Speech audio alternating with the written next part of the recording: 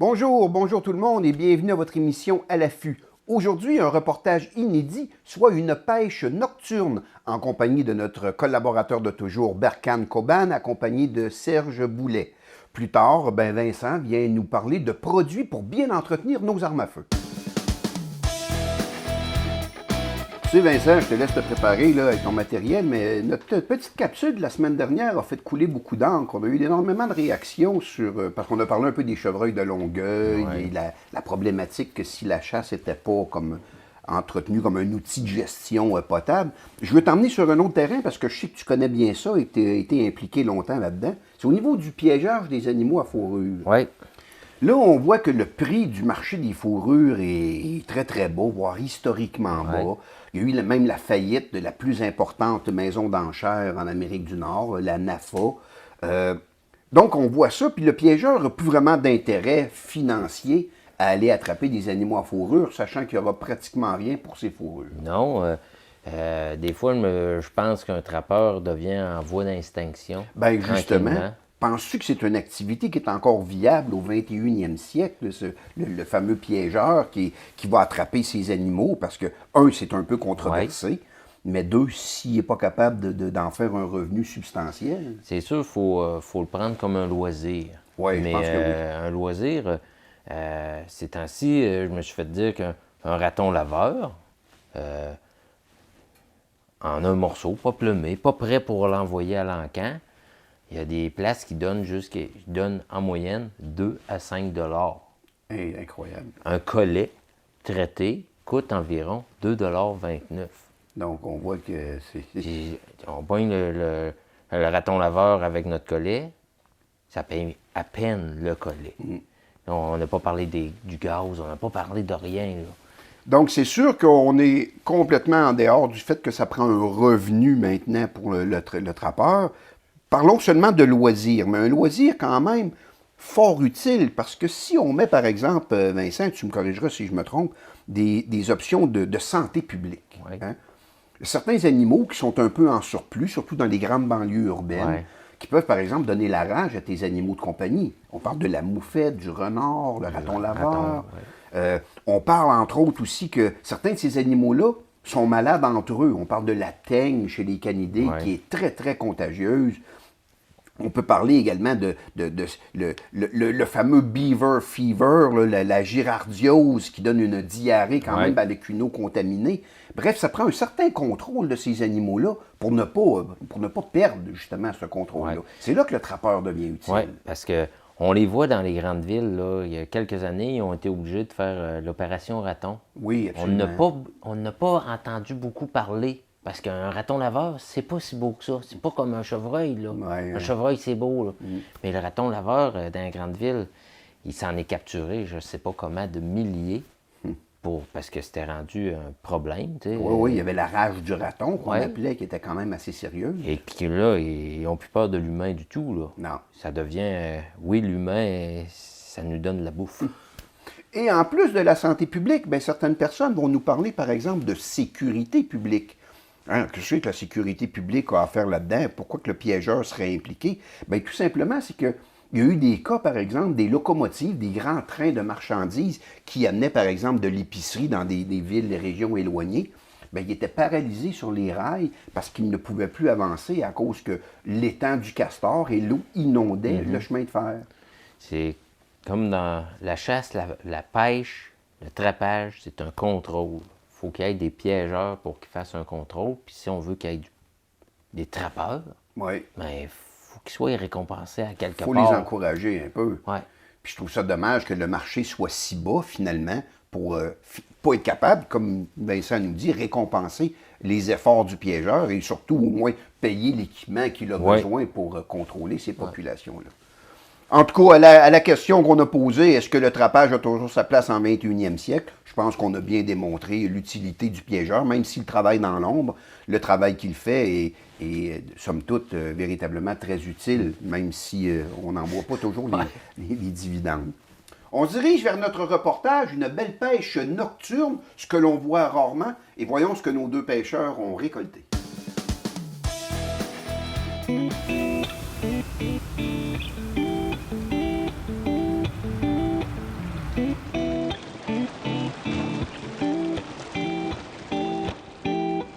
On est aujourd'hui à Lévis. On vient de mettre à l'eau directement sur la grève Joliette à côté de la mine Lévis. Aujourd'hui, on est en fin de journée parce que c'est de la pêche de nuit, fait que la pêche nocturne. À ce moment-là, nous, on va vous montrer des techniques. Pour cela, je suis accompagné aujourd'hui de mon ami Serge Boulet, amateur de pêche depuis ma tendre enfance et pêcheur amateur. Aujourd'hui, je m'en remets à Berkane. Je vais être ouvert à ses stratégies et puis moi, je vais essayer toutes sortes de choses pour essayer de faire réagir le poisson. Alors, je suis en confiance avec Serge. Fait que ce qu'on veut aujourd'hui, Serge et moi, c'est de partager cette expérience-là avec vous. Fait qu'on vous invite à venir taquiner le poisson de nuit, le poisson nocturne, celui qui aime voir la nuit. Alors, t'es prêt, Serge? Yes, tout à fait.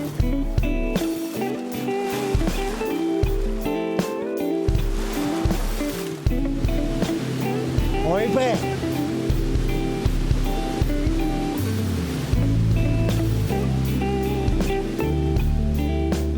Nous voulons rendu à notre premier spot, on met ça à l'eau.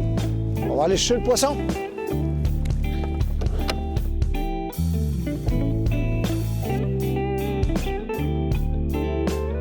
Présentement, on fait une pêche à la traîne, on fait une prospection avec une tête plombée puis un corps, un leurre souple là, qui émite un mené. Fait que présentement, j'essaie des plus grosses bouchées étant donné qu'on est à l'automne. C'est un leurre qui sert à jiguer, mais on peut aussi bien traîner avec. Fait que le truc, c'est de faire cogner la tête plombée dans le fond puis de lui faire des sauts pendant qu'on avance. Qu'est-ce que tu essayais déjà, Serge? Un poisson nageant mauve, un rattling qui doit cogner dans le fond aussi. Il paraît que c'est bon, ça. La première fois, je n'essayais un mauve, avec des petites billes à l'intérieur. Fait que... on va essayer de voir si je suis capable de provoquer quelques attaques. Et en même temps, tout en manœuvrant, parce que c'est quand même venteux pour ne pas s'échouer, là, je vais essayer de faire les deux aujourd'hui. Je croise les doigts pour en prendre présentement parce que le fleuve est quand même assez foncé. On a eu beaucoup de pluie d'automne et en plus, on a un front froid. Alors présentement, il fait presque moins 1 degré, sinon 0. Le front froid, ce que ça fait souvent, c'est que ça rend le poisson léthargique. Là. Le poisson a tendance à beaucoup plus demeurer sur place, moins se déplacer. À ce moment-là, ça ne sera pas la pêche au rapala nécessairement qu'on va utiliser. Il va falloir qu'on utilise des présentations plus lentes, plus subtiles. Fait que là, présentement, on fait une prospection puis on verra bien.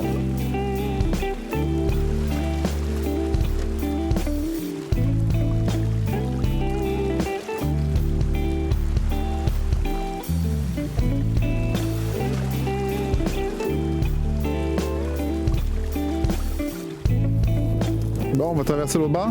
OK, boss. Présentement, il y a un peu trop de vent. Fait que ce qu'on va faire, c'est qu'on va se déplacer vers des baies, des endroits où le vent casse un peu. Puis ce qu'on sait habituellement, c'est que quand la noirceur arrive, là, souvent le vent tombe. Fait que ce qu'on espère, c'est qu'il tombe un peu. Puis la nuit, encore plus, là, ça tombe davantage. Fait que, on va aller dans un endroit où on se fait un peu moins brasser, puis où on gèle moins du bout des doigts. Fait que, on est parti.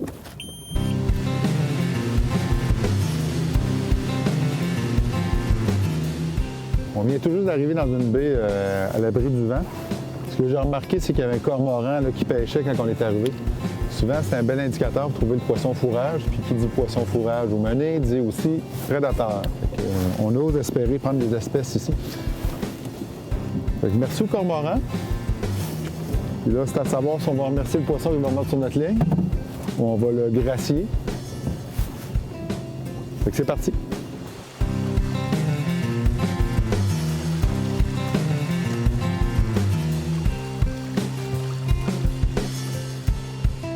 Des structures, comme on voit à l'arrière-plan, on a beaucoup de roches, on a des murets de poutres.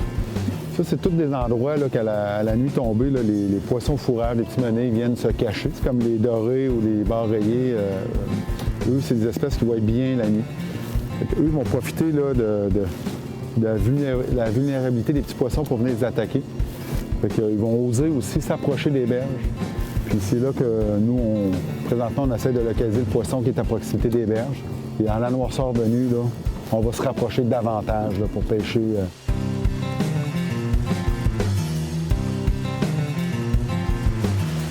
Oui, monsieur. Je sais pas c'est quoi, mais on commence. Oh, on a vu la pointe de queue blanche, un doré jaune. Merci, Serge. Beau petit doré jaune. Ah oui, c'est un beau petit doré jaune, pas loin d'un 17-18 pouces certain. Oh, il est beau. C'est correct de le mettre dans le vivier, moi, je vais Oui, un vivier. manger ça.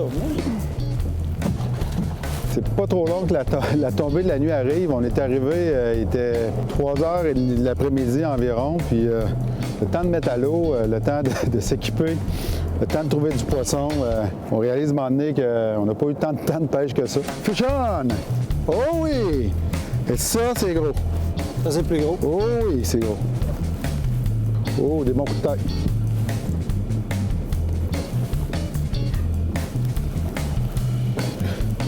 Et voilà. On se demande c'est quoi? C'est une lotte. Si on pèse la multi-espèce, on ne pourra pas dire le contraire. Alors, je vais vous montrer ce que ça a l'air de la lotte. Alors, regardez bien ça. Ça se tortille pas à peu près, mais ça ressemble vraiment à une anguille. La tête, ça ressemble à un poisson, un poulamon. Au poulamon, c'est vrai. Fait que, tandis que le corps, le queue comme ça ressemble de beaucoup à une anguille. Alors, on a une lotte prise presque à la noirceur. Berkane, la lotte comme ça, Sorel, on pogne ça à pêche à glace. C'est à pêche à glace qu'on prend ça. Alors, la lotte, c'est un poisson qui a une valeur culinaire, mais dans ce cas-ci, moi, je le remets à l'eau.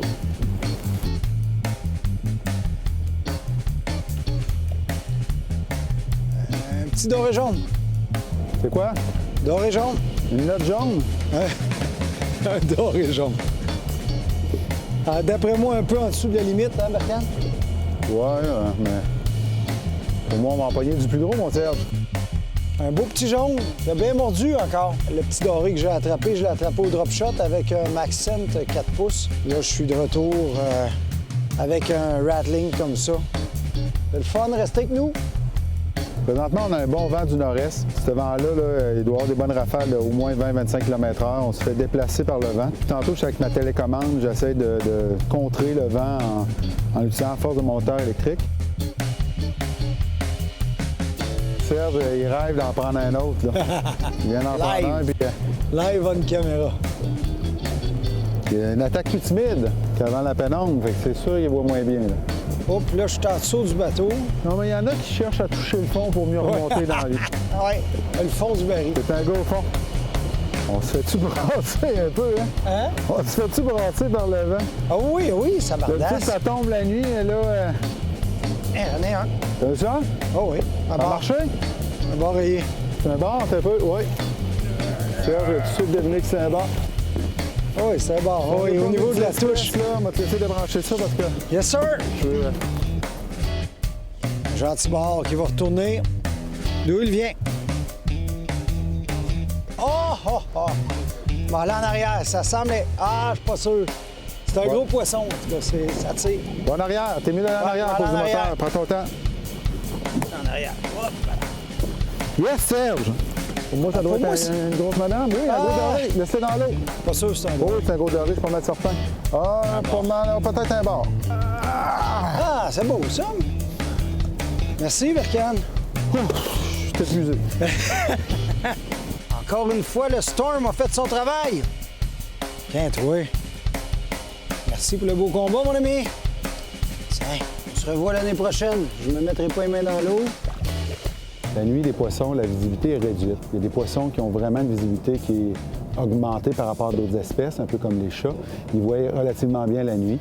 Alors, le doré, le bar rayé, c'est des espèces comme les salmonidés également. C'est des espèces qui voient relativement bien, surtout s'il y a un peu d'éclairage ambiant ou une phase lunaire qui éclaire. Un des leurres qui produit bien l'effet de vibration, c'est ici le Hottentot. Vous avez une grosse bavette ici. Le poisson est court. Ce qu'il va faire, lui, c'est que avec le tirant d'eau, il va énormément vibrer. Cette vibration-là, même au ralenti, il a tendance à vibrer beaucoup.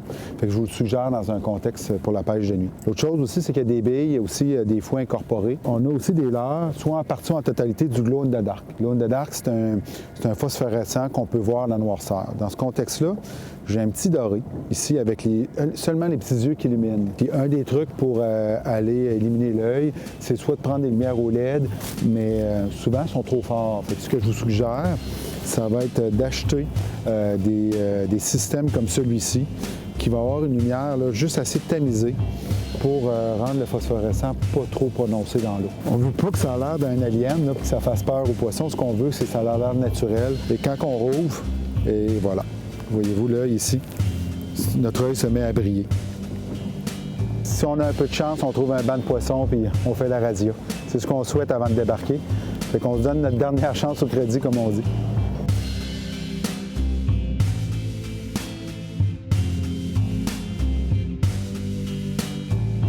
Fait qu'on est rendu déjà à la sortie. On vient de terminer là, notre pêche de soirée avec notre pêche nocturne avec Serge. C'est fun, j'ai bien aimé ça. On a eu des attaques aux poissons nageurs, des attaques aux drop shots, des poissons parfois agressifs, parfois qui se sont laissés plus désirés, mais ça a été bien le fun. Un bon vent du nord-est. Oui. Quand la marée s'est mise changer de bord, on a eu de la vague, on a eu peut-être des petites peurs aussi. Confirmé, il y avait de la vague. Tout à fait. On a essayé différentes grandes roches, différentes techniques.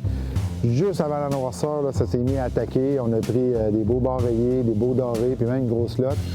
À la noirceur, on a réussi à reprendre timidement là, un ou deux bords rayés, puis à partir de l'heure suivante, tout est tombé dans le néant. Fait qu'il n'y a plus d'attaque, plus de morsure. À ce moment-là, faites comme nous, je vous suggère d'arrêter. Le poisson, pour moi, là, a décidé que ce soir à soir, il n'était pas en action, en activité.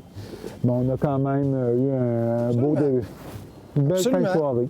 Absolument. Merci, puis je vous invite à demeurer à l'affût.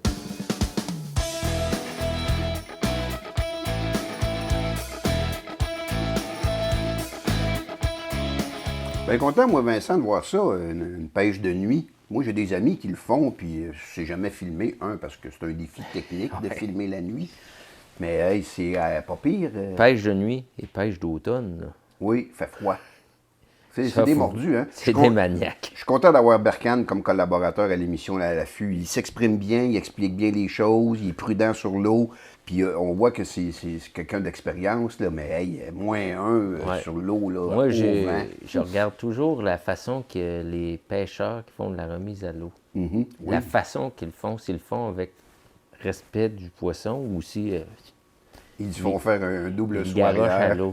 Lui, il le met, il le respecte. Il met son poisson, il le remet à l'eau d'une façon... Un beau bar, d'ailleurs. Ouais. Hein? Il dit même à l'année prochaine, parce qu'on espère, on en a déjà parlé, quand est-ce qu'on va pouvoir essayer de garder notre bar rayé. Mais quelques beaux dorés jaunes, une lotte. J'étais content qu'il la nomme comme il faut, parce que les Québécois ont tendance à appeler ça une loche, là, mais la lotte est quand même un poisson sportif intéressant.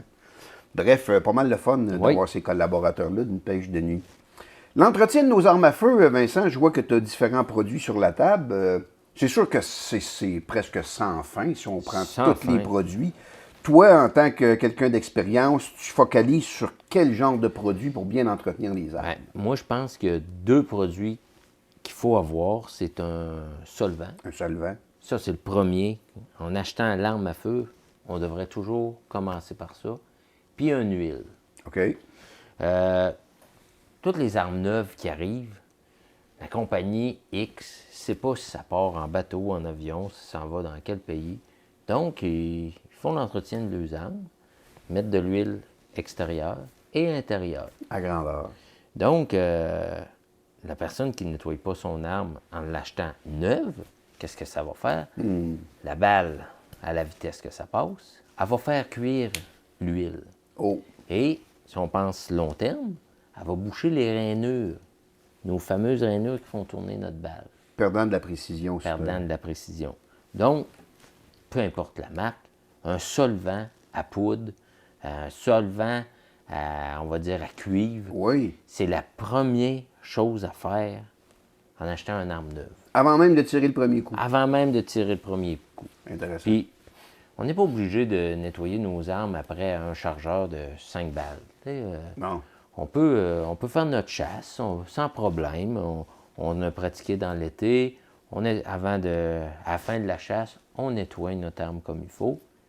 Et c'est là où je commence à parler d'huile. OK. L'huile, je m'en sers seulement pour l'extérieur, la plupart du temps. En aérosol. En aérosol. Un petit push. Un petit push, ou il y en a qu'on étend avec des cotons de nettoyage qu'on peut faire. Si on en met à l'intérieur pour l'entreposage, donc il faut penser quand on le ressort, De l'enlever de l'enlever. Fait qu'on recommence avec le solvant. avec le solvant. Là, on a parlé général d'armes à feu. On a des armes à poudre blanche. Oui. Puis on a des armes à poudre noire. Poudre noire. Là, c'est pas le même solvant. OK. Le solvant à carabine régulière, c'est un solvant, on l'appelait un solvant à poudre blanche régulier. Sur le marché, il y a du solvant à poudre noire. Parce que la poudre noire, c'est hyper corrosif. Puis c'est différent. La poudre noire, souvent, elle n'est pas dans...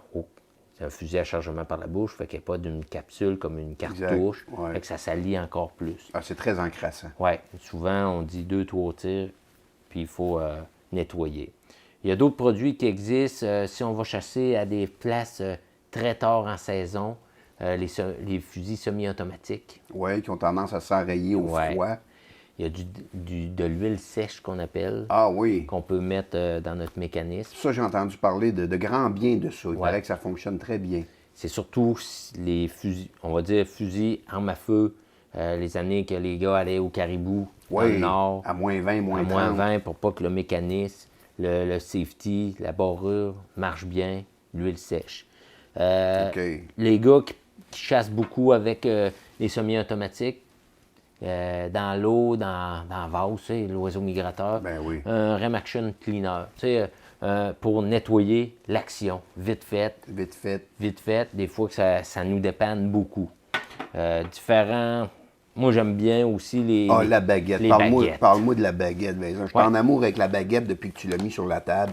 En une pièce, s'il vous Oui. plaît. C'est sûr que lorsqu'on achète un kit, peu importe la compagnie, c'est tout le temps des belles petites boîtes. On a plusieurs calibres dedans, Universel. universels, ils mettent de tout. Mais la baguette, souvent, c'est pas une baguette de qualité. On a des armes de qualité, on veut que notre canon reste beau. Ça vaut la peine de s'acheter une baguette. Parce qu'il y a une un pièce. enduit protecteur Ouais. dessus qui empêche de graffiner l'intérieur du Ouais. canon. La poignée, il y a une virole Ouais. dedans. Elle est toute bien pensée, elle est même ergonomique. Oh oui. C'est avec le solvant, l'huile, une baguette, une pièce. Au calibre approprié, Oui, Vincent? Ou, c'est un peu universel, mais on OK. ne peut pas prendre on va dire, une pour 17 HMR, puis aller nettoyer une 3006 3006 avec. avec. Pas assez rigide. OK. Puis l'autre petit gadget que j'aime beaucoup traîner, Ah, ça. fameux bar Le snake, bar snake. que pour nettoyer vite fait, que quand même une brosse intégrée. Ah oui, lui, il dépanne Il dans dépanne, toutes les situations. Puis en plus, il est lavable à la machine. Ouais. Merci beaucoup, Vincent, pour plaisir. ces conseils. Bien, c'est déjà tout. On remercie Berkane Coban et Serge Boulet pour leur pêche nocturne. Et nous, on reste à l'affût la semaine prochaine.